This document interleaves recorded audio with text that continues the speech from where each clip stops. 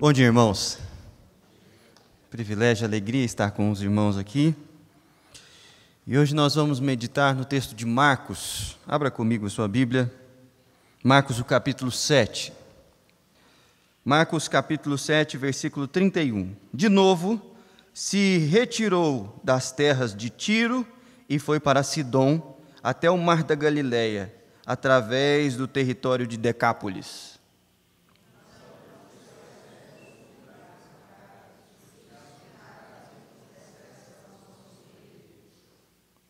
Jesus, tirando-o da multidão à parte, pôs-lhe os dedos nos ouvidos e lhe tocou a língua com saliva.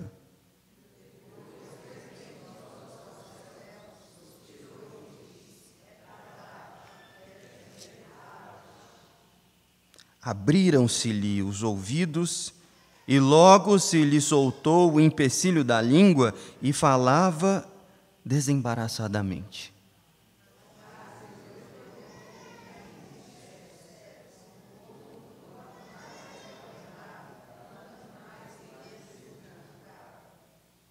Maravilharam-se sobremaneira, dizendo: tudo ele tem feito esplendidamente bem. Não somente faz ouvir os surdos, como falar os mudos. Só até aqui. Se você pudesse mudar alguma coisa no seu corpo, o que você mudaria? Pensa aí, só uma. Porque tem gente que tem uma lista maior, né?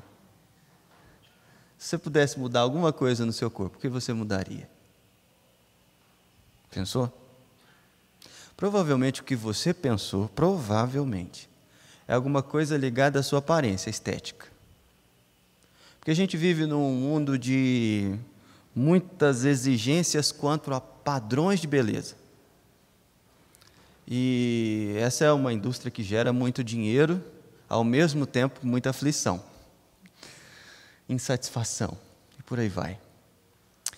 Mas o ponto aqui é que talvez você não conviva com uma deficiência, uma limitação que impeça você de exercer o seu trabalho ou coloque você em certa dependência de outras pessoas. Talvez você experimente uma dependência e uma limitação assim. Mas eu tenho certeza que se você fosse alguém deficiente físico, com alguma limitação do tipo desse homem que é descrito aqui no texto, com certeza, sua aparência estaria em muito menor linha de prioridade para transformações, quanto a que esse homem aqui tinha com relação à sua fala e à sua audição. Para pensar num negócio. Hoje a nossa sociedade, ela tem em alta a discussão sobre acessibilidade, sobre o tratamento para com pessoas deficientes sem preconceito, e uma postura socialmente adequada no cuidado com essas pessoas. Nós temos muito a avançar ainda, muito, para melhorar nesse aspecto. Agora, para pensar qual era a situação de um homem surdo e gago na Palestina dos tempos de Jesus. Como não era muito mais difícil do que hoje. Provavelmente esse homem aqui era um analfabeto. Ele não conseguia se comunicar pela escrita. E mesmo que ele tivesse essa capacidade, a quantidade de placas e sinalizações escritas naquela época era muito pequena. Percebe a dificuldade dele se locomover ou de se comunicar? Hoje nós temos uma linguagem de sinais padronizada. Isso é uma conquista recente da comunicação para essas pessoas. Evidentemente que intuitivamente ele se comunicava com as pessoas através de gestos. Mas quando você não tem um padrão, como que isso se dá? Olha quantas coisas que esse homem se expunha todos os dias e o sofrimento dele. E como Jesus o trata. Esse texto mostra para nós o que Deus pensa e faz a respeito dos deficientes, como o povo de Deus deve agir para com essas pessoas. E esse texto também é um sinal profundo daquilo que a mensagem do Evangelho é e significa para cada um de nós. E essas três coisas eu queria trabalhar com vocês nessa manhã, bem rapidamente. O que Deus faz e pensa com pessoas deficientes, o que o povo de Deus deve fazer com essas pessoas e como esse texto simboliza a nossa relação com Ele. Vamos lá? Olha para as atitudes de Jesus para com esse homem. Capítulo 7, o versículo 31 diz que quando Jesus chegou na região de Decápolis, trouxeram para ele um homem que era surdo e gago. Curioso que se você for no capítulo 4 do Evangelho de Marcos, você verá a primeira vez que Jesus foi em Decápolis, quando ele estava chegando na região de Gadara. E aí ele, ao pisar naquela região ali, logo vem um homem possesso de espíritos imundos, uma legião, e ele manda os espíritos embora, eles vão para uma manada de porcos que se precipitam no mar e dão um maior prejuízo para aquele pessoal. O que acontece? Os moradores daquela região, que tinham na criação de porcos grande fonte de lucro, eles olham para Jesus e falam assim: vai embora daqui, nós não queremos o senhor aqui não.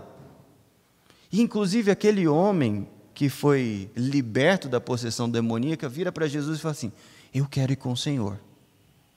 E Jesus fala: não, fica e fala aos teus a respeito do que eu fiz com você. Mais ou menos uns 2 anos se passam, e Jesus chega naquela região novamente. Lembra? Jesus foi expulso da última vez, mas agora ele está chegando ali, e o que acontece? Versículo 31. Aliás, versículo 32. Então lhe trouxeram um surdo e gago, e lhe suplicaram que lhes impusessem as mãos. O que gerou a mudança de contexto? De disposição para com Cristo? Um homem que foi tocado e ministrado por Jesus, que voltou para os seus e foi pregar o Evangelho à sua família, à sua cidade. A gente poderia parar aqui e até ir embora, entendendo a importância que esse texto nos mostra, que é nós darmos um bom testemunho do Evangelho na nossa casa. E como isso pode ser transformador num contexto hostil ao Evangelho. Essas pessoas voluntariamente trouxeram alguém que estava cronicamente doente, que não havia possibilidade nenhuma de tratamento, falando: nós sabemos que o Senhor tem autoridade para mudar esse quadro aqui. Por quê? Por causa do testemunho daquele outro, que foi salvo e liberto por Jesus. Mas lembra? O que Deus pensa a respeito de pessoas deficientes? Esse é o nosso primeiro tema aqui. O que Ele faz a esse respeito? E a palavra é compaixão. Deus se compadece de pessoas que têm esse tipo de limitação ou que experimenta esse tipo de limitação. Versículo 33 descreve as atitudes de Jesus para com esse homem. Jesus, tirando-o da multidão à parte, lhe pôs-lhe os dedos nos ouvidos e tocou-lhe a língua com saliva. Depois, erguendo os olhos ao céu, suspirou e disse: Efatá, que quer dizer abra-te. Naquela época, quando uma pessoa sofria algum mal, ou estava sob doença ou alguma limitação, logo vinham aqueles religiosos e falavam: isso aí é alguma maldição, é algum pecado que você cometeu, isso precisa ser quebrado. Só naquela época, tá? Hoje isso não acontece, né? Lembra da história de Jó? O princípio é basicamente o mesmo. E essa era a atitude padrão com pessoas que tinham limitações, eram deficientes. Inclusive, se você vai lá no Evangelho de João, capítulo 9, havia um rapaz cego, E os escribas se reuniram e viraram para Jesus e falaram assim: quem que pecou? Ele ou seus pais? Isso aqui é uma maldição hereditária ou é algo fruto do próprio pecado dele? Porque ele já nasceu assim. Olha como que uma visão espiritual da realidade influencia a maneira como a gente trata as pessoas. Jesus em momento nenhum considera essa possibilidade, nem com aquele cego e nem com esse sujeito aqui. Jesus não fala que esse homem é mais pecador do que os outros. Ele não diz que os seus pais ou a sua família está sob uma maldição específica. O que ele faz? Ele se aproxima, tira o sujeito da multidão e vai tratar com ele à parte. É interessante que algumas pessoas que lidam com doentes, deficientes e pessoas com alguma certa limitação, mesmo que seja, por exemplo, pobreza, às vezes usam isso para ganhar algum cartaz ou alguma publicidade diante dos outros. O que Jesus faz? Tira ele da multidão e vai tratar pessoalmente com ele. Pessoalmente. E aí, nesse tratar pessoalmente, quais são as atitudes de Jesus? Depois de tirar ele da multidão, o que ele faz? Olha para o texto. Dá uma olhada aí. Jesus, versículo 33, tirando-o da multidão à parte, pôs-lhe os dedos nos ouvidos e lhe tocou a língua com saliva. Sabe o que é isso, gente? Olha aqui, ó. Ele fez assim, depois ele fez assim e tocou na língua dele.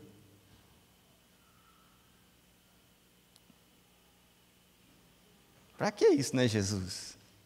Poxa vida! Quantas e quantas vezes você já viu Jesus curando simplesmente com a palavra?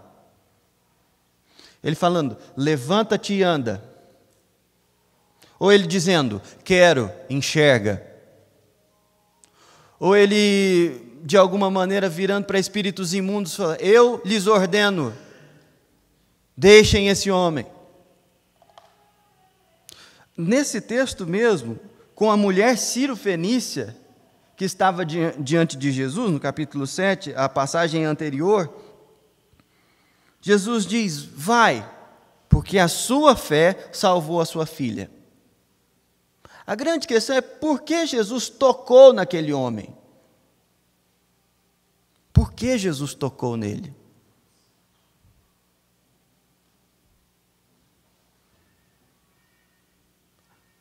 Os comentaristas desse texto falam que Jesus tocou naquele homem, porque essa era a maneira mais eficaz de comunicar a ele que Jesus se importava.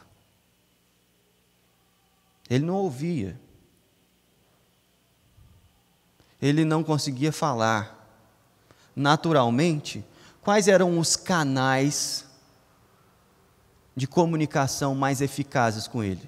A visão e o tato.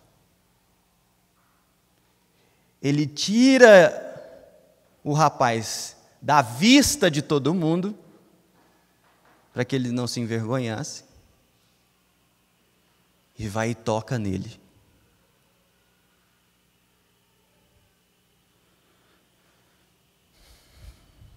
Que coisa impressionante. Jesus põe a mão na pessoa. E colocando a mão nele, o que ele faz? Suspira, olha para cima e diz, Efatá. Ele demonstra, eu sei que está doendo, eu sei que isso aqui causa em você. E eu queria que você soubesse que eu me importo. Mas isso aqui não é uma coisa meramente humana. Se Deus não resolver isso aqui, não há como resolver. Ele diz, abra-se. Naquele instante, aquele rapaz, ele não somente é curado, mas ele percebe que Deus se importa e se compadece da situação dele. E que Deus se importa não somente da situação dele, mas que ele entenda e perceba que Deus pessoalmente se importa. E põe a mão nele. Gente, é isso o que esse texto nos ensina a respeito de Deus e a dor, o sofrimento de pessoas que convivem com deficiências. E isso nos ensina alguma coisa como igreja, para como nós devemos tratar essas pessoas. Provavelmente você convive com alguém que tem alguma limitação, ou física, ou mental. E o ponto aqui é, ou você tem uma atitude de compaixão e serviço para com essas pessoas, ou você não está sendo coerente com o exemplo de Cristo. Você não está fazendo aquilo que Jesus faria se estivesse em seu lugar.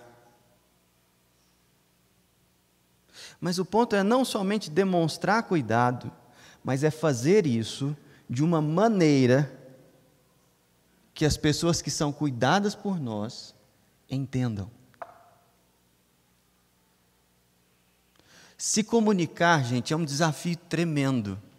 Se comunicar com pessoas que por algum motivo têm limitações evidentes, é um desafio maior ainda.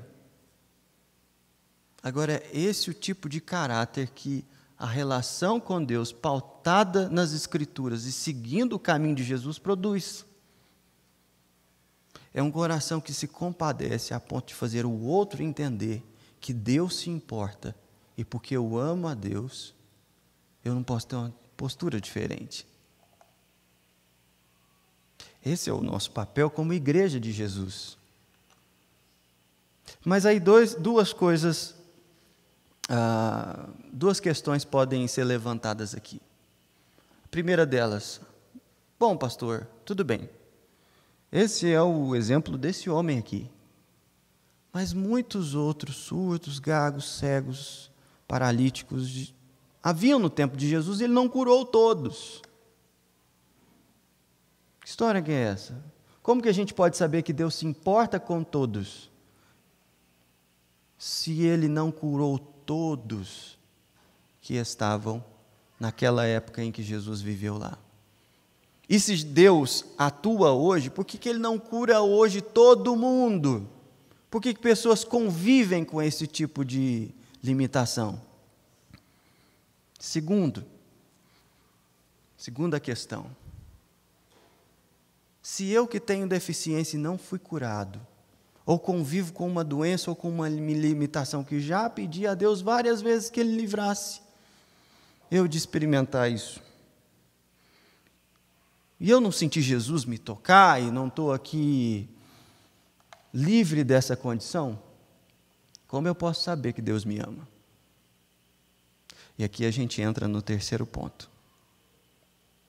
Porque se nesse texto nós vemos a compaixão de Deus para com quem sofre, vemos o exemplo que nós temos que seguir em não somente cuidar, mas comunicar o amor de Deus de uma maneira que seja entendível, nós percebemos que esse texto também ilustra para nós a condição humana por causa do pecado e a realidade do amor de Deus para conosco. Se tem uma coisa que a Bíblia fala, gente, é que cada um de nós aqui, que está nesse lugar, sem nenhuma exceção, nasceu com uma deficiência absurda. Sabe qual que é? Um coração de pedra. Deus nos criou para nos relacionarmos com Ele de maneira grata, de maneira ampla, graciosa, e o nosso pecado fez com que a gente se separasse dele. O nosso pecado criou inimizade entre nós e Deus. O nosso pecado endureceu o nosso coração para com a palavra dele. Quer um exemplo disso? Quantas e quantas vezes você já leu a Bíblia, palavra de Deus, e você já discordou dela? Você sabe que é a palavra de Deus. Mas eu sou assim, nossa, mas aqui Paulo pegou pesado. Não é, isso aqui é só uma questão cultural. Ou então você olha para as Escrituras e fala assim, não estou conseguindo entender esse negócio aqui.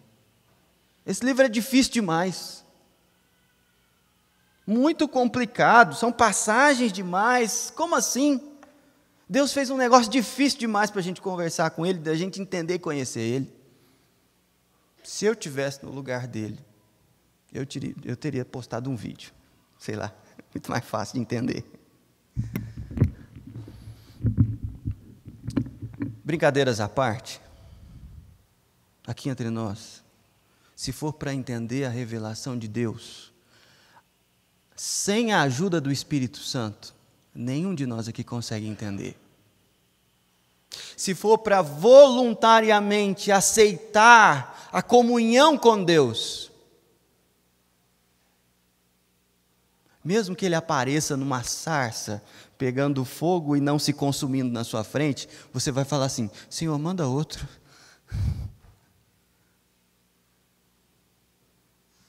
Por quê? Porque nós nascemos com um coração de pedra. E essa é a deficiência mais absurda que um homem poderia ter, e mais limitadora também.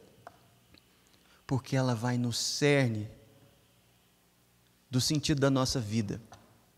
Porque se você, como o catecismo nos ensina, foi criado para honrar, glorificar a Deus e gozá-lo para sempre, se existe uma deficiência em você que te desconecta desse propósito, essa deficiência acaba com a sua vida e com o significado dela. Mas Deus prova o seu amor por nós, enviando o seu Filho para transformar essa nossa deficiência em cura, em graça, de uma maneira que nós podemos experimentar a ação dele.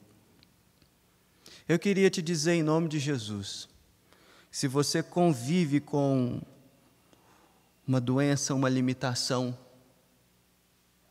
ou com uma pessoa que sofre com isso e é revoltada com Deus por causa dessa questão, a única coisa que pode ser esperança para você é o Evangelho. Porque no Evangelho de Jesus Cristo, a nossa maior deficiência é vencida, nossa rivalidade e a nossa culpa diante de Deus. E a promessa é que para todos aqueles que creem no Evangelho, nós experimentaremos a ressurreição. E um dia, nós receberemos um corpo que não se corrompe. Porque toda a corrupção do corpo aqui, ela é fruto do nosso desligamento de Deus. A morte é o salário do pecado. Deus não criou para que fosse assim. Cegueira, mudez, a incapacidade de ouvir, a incapacidade de entender, doenças que nos acometem, tudo isso entrou depois de Gênesis capítulo 3. Deus não criou esses mecanismos. Eles entraram no sistema com o pecado. E Jesus Cristo resolve essa questão. Por isso, se você está aqui no nosso meio e lamenta e sofre as deficiências do seu corpo, eu queria que você entendesse, em nome de Jesus, que esse texto mostra para nós que Deus se compadece da nossa situação, que Ele se comunica conosco, e não somente nos cura, mas também nos dá uma novidade de vida, e nos chama a tratar as pessoas demonstrando esse amor. E que o Evangelho de Jesus Cristo nos promete que um dia nós receberemos um novo corpo. Que um dia nós não padeceremos mais com essas questões. Porque a nossa real e maior deficiência foi vencida na cruz do Calvário. Você crê nisso? Você consegue entender essa realidade? Aqui entre nós, Quando é que você percebeu que Jesus Cristo chegou na sua vida e tocou em você? Qual foi a primeira vez que você se recorda que Ele se importa? Você lembra desse dia? Isso nunca aconteceu com você? Eu queria te dizer hoje, em nome de Jesus, que você só está aqui nessa manhã porque Ele queria que você ouvisse essa palavra. Porque Ele se importa. Porque Ele se aproxima, toca em você. Não de uma maneira que te exponha para os outros, mas Ele toca onde você sabe que realmente importa. Ele toca na alma. E se você recebeu esse toque, como que você poderia agir para com as pessoas que estão ao seu redor? Com limitações muito menores do que a sua, do ponto de vista físico eu estou falando, e as desprezar.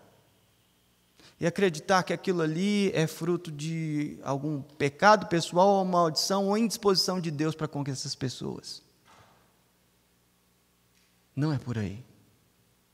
E no dia que a nossa sociedade for mais impactada pelos princípios do Evangelho, isso vai ser mostrado no trato e na maneira como nós lidamos socialmente com aqueles que sofrem limitações motoras, mentais, no nosso meio. No dia que a Igreja de Jesus Cristo entender melhor sua relação com Deus, isso transbordará para as ruas e para o ambiente de trabalho.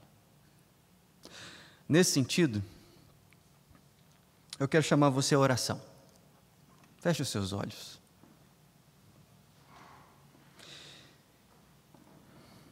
E como eu disse aqui, não há ninguém no nosso meio que não padeça dessa deficiência. De ter nascido com um coração de pedra. E para a glória de Deus, muitos e muitos de nós já foram tocados por Cristo. E já foram curados dessa realidade. Mas eu sei que sempre tem no nosso meio gente que ainda não foi tocada. E eu queria te desafiar a pedir isso a Jesus, nesse momento, pela fé. Jesus, toca o meu coração. Estende o teu toque sobre a minha família.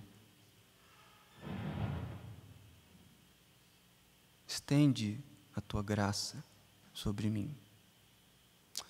Senhor, nós te agradecemos pelo toque do Senhor na nossa vida, porque o Senhor se importa, porque o Senhor nos ama, porque o Senhor se compadece de nós. Louvado seja o teu nome, ó Deus, porque na nossa limitação, na nossa falta de senso, na nossa incapacidade de nos relacionarmos contigo, o Senhor fez de uma maneira perfeita, porque o Senhor faz tudo muito bem. Louvado seja o teu nome. E nós nessa manhã, Deus, queremos reconhecer que se não fosse o teu toque, nossa deficiência continuaria e só iria para limites ainda mais desastrosos. Mas nós te agradecemos, Senhor, pelo teu cuidado conosco, porque o Senhor vem na nossa direção, pessoalmente se relaciona conosco, toca onde importa e nos mostra a obra do Pai na nossa vida. Louvado seja o teu nome, porque o Senhor faz tudo muito bem. E não há nada que o Senhor não possa redimir, resgatar, curar, fortalecer, vivificar. Porque o Senhor venceu a morte, porque o Senhor é bom e as tuas misericórdias duram para sempre. Senhor, nós estamos aqui nessa manhã em memória do Senhor, do teu sacrifício, daquilo que o Senhor fez, daquilo que o Senhor é e continua fazendo nas nossas vidas. Por isso, dá testemunho do teu poder nessa manhã no nosso meio. Converte os endurecidos. Cura, Senhor, aqueles que padecem dor e limitação. Ministra, Senhor, do teu toque e fala conosco de uma maneira que a gente entenda. Nós te pedimos assim no poder, na autoridade de Jesus Cristo. Amém.